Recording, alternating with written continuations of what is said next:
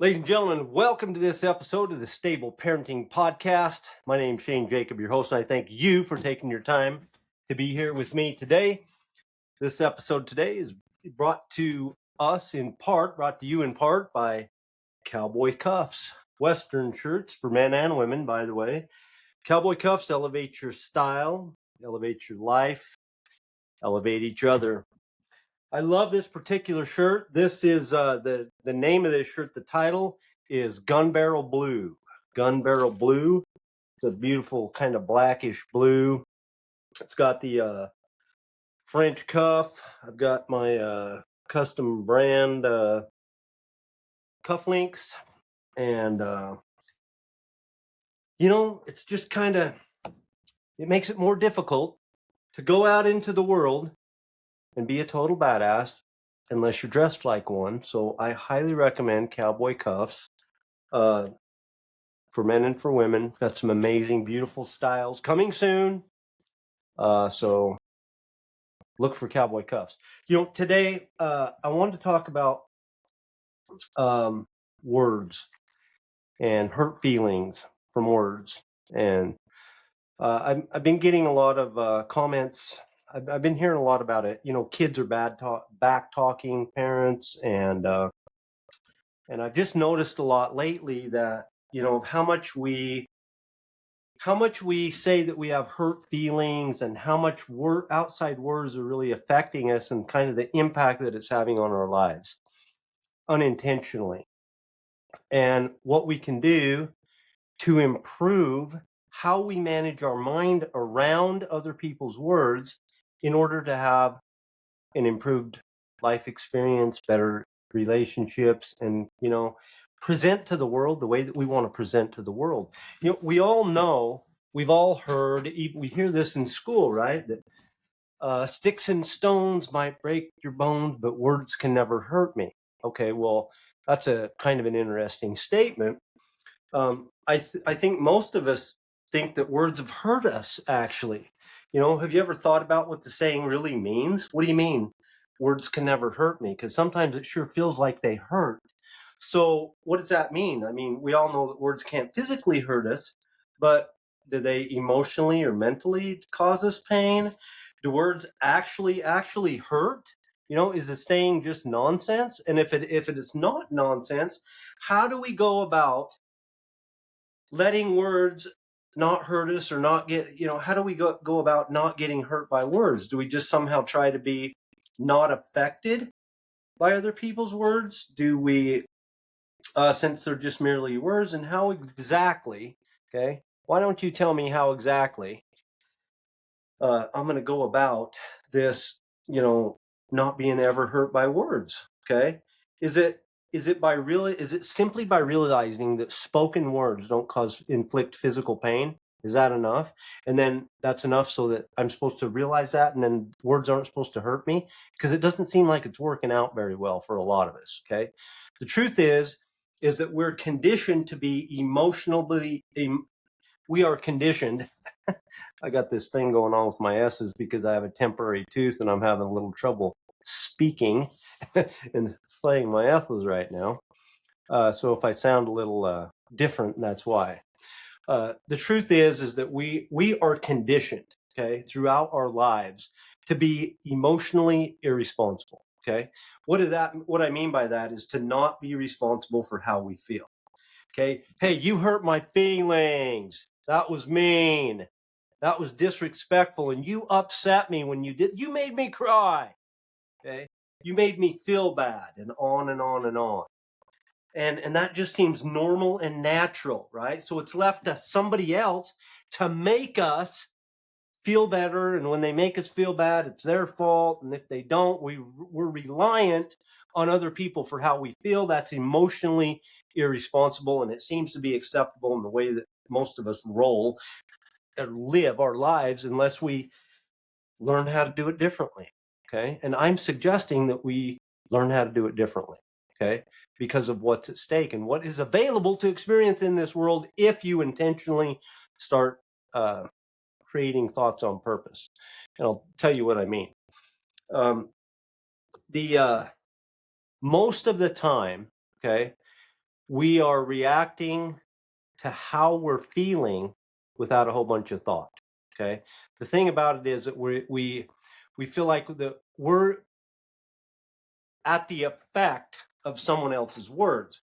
Like we're completely at the mercy of other people. We are totally powerless. You can make me feel whatever you're going to make me feel, and that's going to be the way that it is. So I'm hoping that you're going to make me feel good.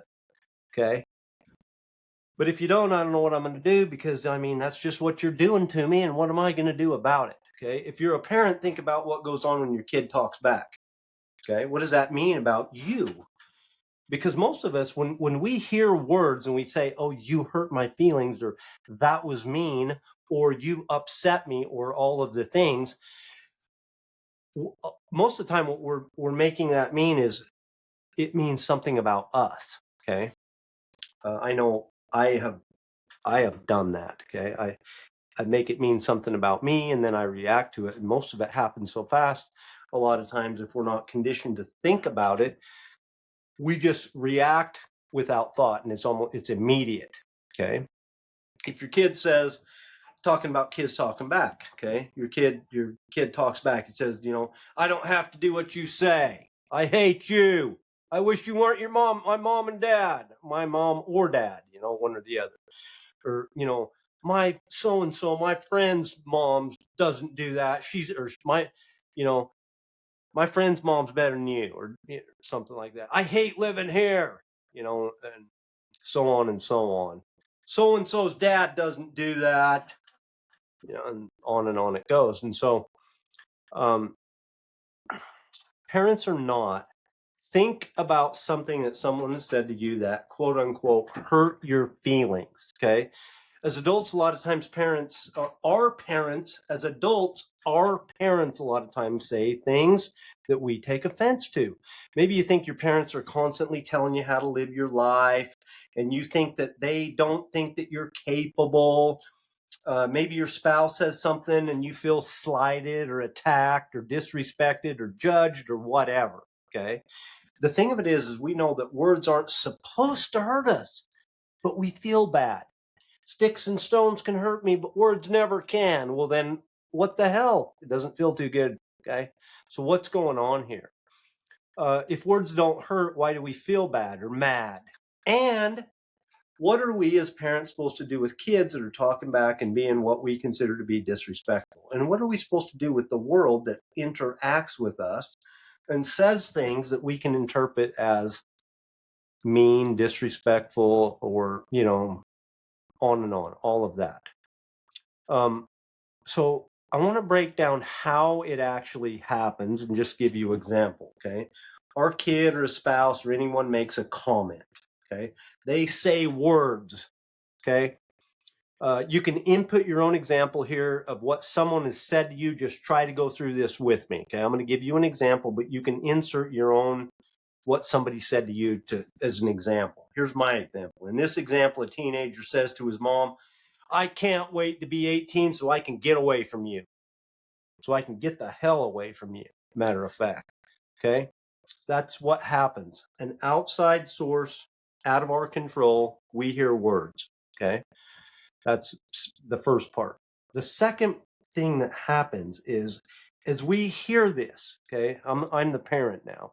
As I hear this, our supercomputer, or our brain, okay, as a result of all of our life's experiences, all the input that our brain has had, combined with this unique processor that is totally uniquely mine, my own brain with its own DNA, and all of my unique experience creates this amazing supercomputer processor, and it immediately spits out a thought as soon as I hear, or several thoughts, thought after thought. Okay.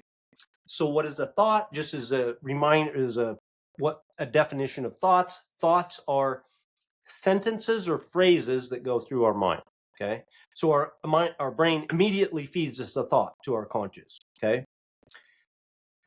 Some of the thoughts, if we hear this, okay, let's see, we hear this comment from our 18-year-old, or our teenager. I can't wait to be 18 so I can get the hell away from you. We hear this, and some of the thoughts that we might hear from our brain might feed us might sound something like this. Well, you disrespectful little, son of a gun. You're ingrateful. You're spoiled. You're entitled. You're rude. You don't care about me. You don't love me. Hey, good luck surviving alone. And I can't wait till you get away from me either. Okay. These are thoughts that our brains could immediately feed us, possibly, just examples of what can happen immediately when we would hear something like that. Okay. Or uh, whatever your brain makes what was said to you mean. So in other words, your brain subconsciously makes meaning out of what was heard, what was said to you instantaneously. Okay, your brain is making meaning and giving you thoughts back. Okay, each thought that we have go through our mind creates a feeling, and thoughts like the feelings that thoughts, okay, like these that I just have said, create these kind of feelings. They create feelings like anger. So example, so what I mean is if my thoughts that are coming to me, that my kid says that they want to get away from me, and my thoughts are, you're disrespectful, you're ungrateful, you're spoiled, you're entitled, you're rude, you don't care about me, you don't love me, good luck surviving alone, and I can't wait to get away from you either. If those kind of thoughts are the kind of thoughts that our brains feed into us, and each one of those has a feeling attached to it, with those kind of thoughts, we're gonna have feelings like anger, sadness, inadequacy, shame, worthlessness, and so on. Okay, these are how I'm going to feel when I have those kind of thoughts in my mind. And so our feelings drive our actions. Okay, so when we feel anger, sadness, inadequacy, shame, and worthlessness, what do when we feel that way? When I feel that way, what do? I blow up. I blow up. I yell, I shout, I call names, maybe cry, I throw things, I disconnect by going away. I've had it with you. Refusing to communicate, okay? We think about and ruminate how bad our kid is. We think and ruminate about how much we suck as a parent and how could we have raised a kid that would say something like that, okay? And so on and so on. These are the kinds of things that we do when we feel that way, okay? And when we're doing things like that, it gives us a result of things like, well, here's the result. We become the kind of person that we don't want our kids to be: disrespectful, ingrateful, rude, unloving, and disconnected. Okay, that's what we do. Okay, and the thing of it is this little process that I just described, from hearing these words, our brain immediately spitting back several thoughts, and those thoughts causing us to feel a certain way, those drive our actions, and those actions create a result for us that's so fast and automatic that we don't even realize it most of the time. We don't even realize it most of the time. We know it feels bad, but we're not really sure how we got there. And a lot of times, okay, here's the big thing about this, okay? Most of the time, we think that we're just observing a fact. That kid said something rude. That kid is rude. He's mean. He's unloving, this and that and the other. And that's just simply an observation. In other words, we hear the words, okay, and the thoughts that our brain feeds us, we just assume, or we haven't really thought about it or not, that they come to us. And so we just think that that's the way it is. Okay. We miss the point that we can choose or change the thoughts in our mind. The big point that I want to make today is that our brain makes meaning and it presents us to it like it is a fact, okay, like it is factual information, like there's not an option. It's just an observation. It's just a factual observation that whoever said this thing is whatever, that is rude, disrespectful, uncaring, unloving, spoiled, or whatever the thoughts are that our brain feeds us. We just think that that's the way it is. They did something that was rude, period, end of story. And then, you know, that makes us feel a certain way, that gives us actions, and that gives us a result we don't like. And then we end up blaming it on them, okay, because of their words, okay.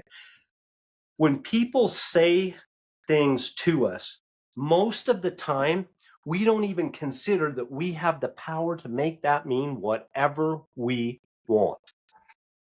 I mean, whatever we want. We get to pick whatever it is.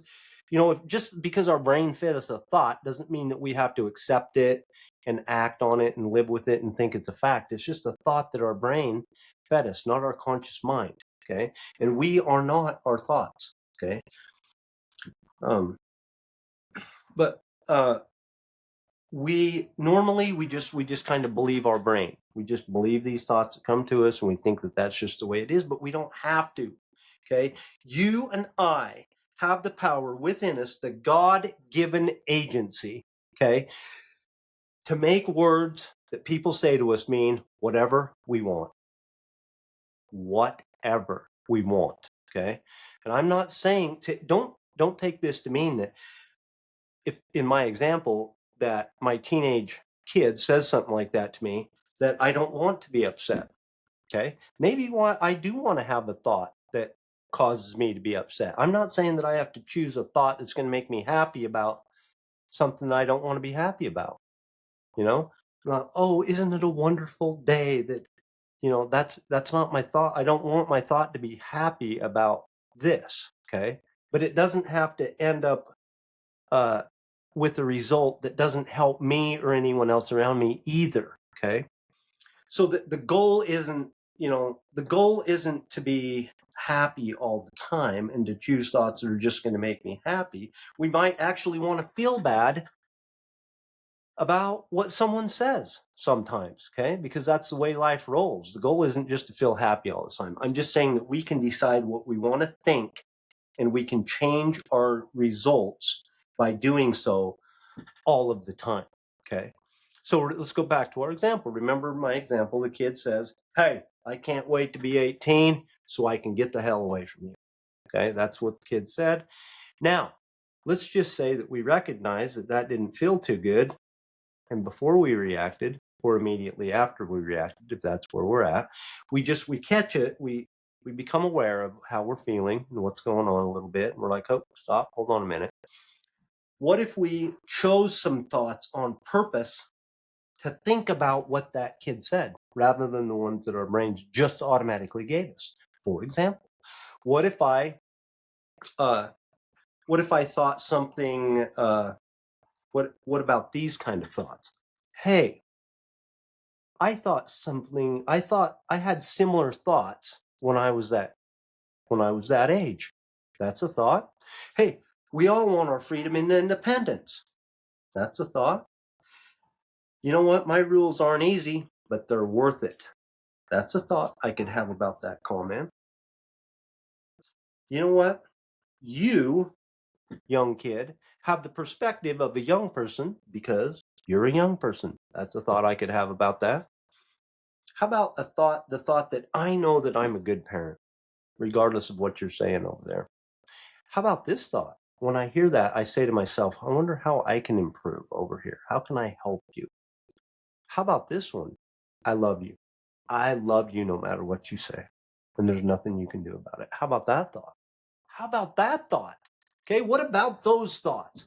Those are choices, okay? And those and a million others. Those are just a couple of examples of what is available for you for the taking, okay?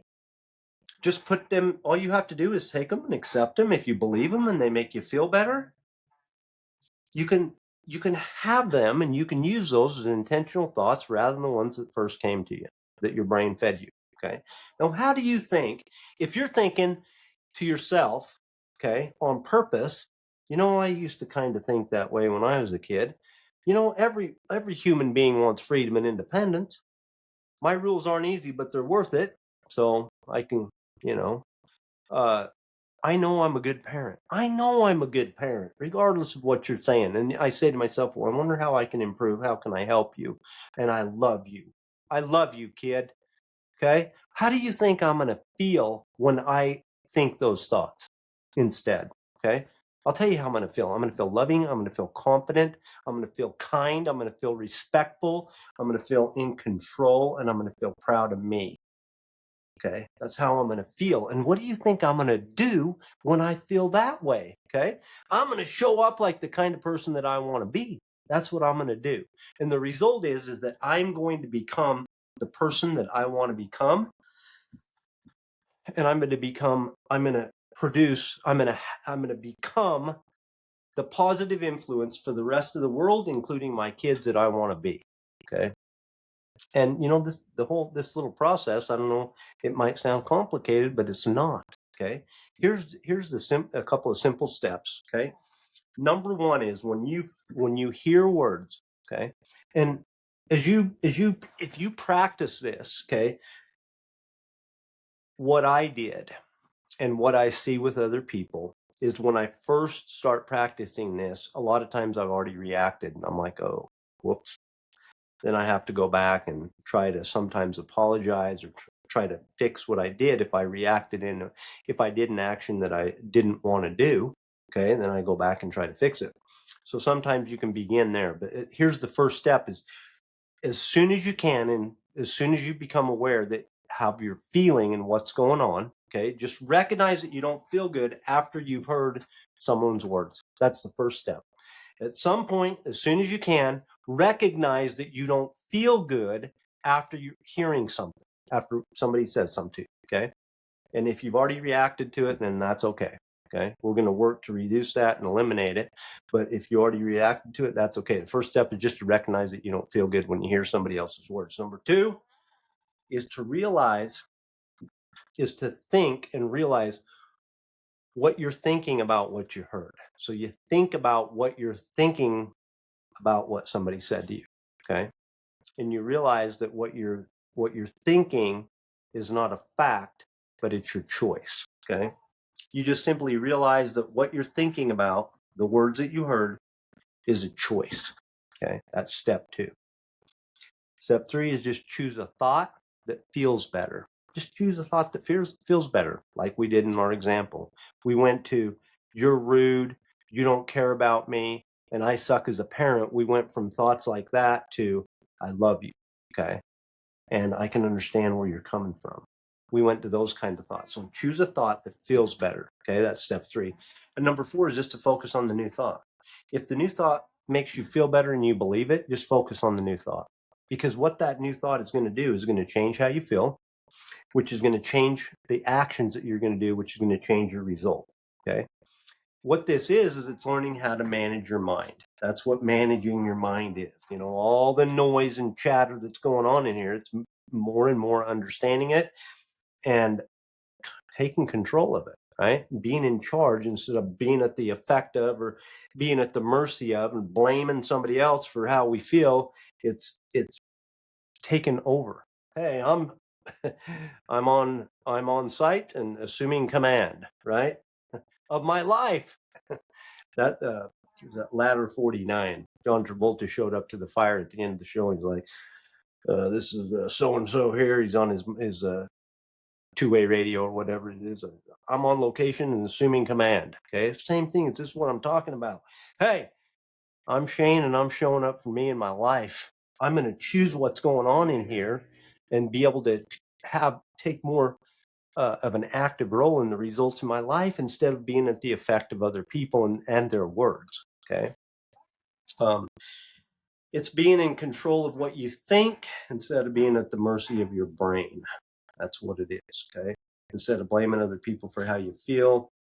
The thing of it is that uh, this, it makes the process so much easier it makes this process of managing your mind and becoming aware and choosing intentional thoughts, it becomes easier and easier as you improve your relationship with yourself. So this process is easier as you learn to like yourself more. And I have found myself and in the people that I coach that as I love and accept myself more over time, as I improve the relationship with me, it's easier and easier to find and believe new thoughts about other people's words. Because you know what I found? I'll tell you what I found. I found that my brain was feeding me thoughts, was making meaning out of other people's words that had something to do with my value. And I found that as I changed what I believe about me, as I came to love and like myself more and more fully accept myself over time, that it became easier and easier to change what I thought, the meaning I was making about other people's words, because I didn't need to make it mean anything negative about me. Okay, because I believed more, it became easier. Okay, I'm just saying it makes the process easier if you put this side by side with improving the relationship with yourself. Okay, so we these are things that we really dive into and go into detail in stable living coaching.